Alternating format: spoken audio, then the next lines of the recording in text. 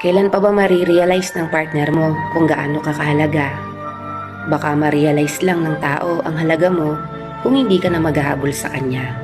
Kung hindi mo na siya bibigyan ng tamang atensyon, oras at hindi mo na iiyakan. Minsan, kailangan mong kumilos na parang wala kang pakialam. Iniisip kasi niya na hindi ka mapapagod dahil mahal na mahal mo siya. Totoo, pag mahal mo, hindi ka napapagod doon.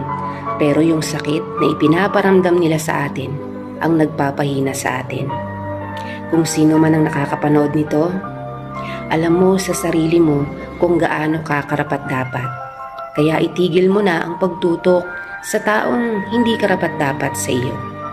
Kung talagang mahal ka, hindi mo kailangang makiusap para sa kanilang oras.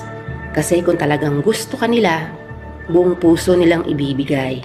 Kaya please, mahalin mo ang sarili mo higit kanino man.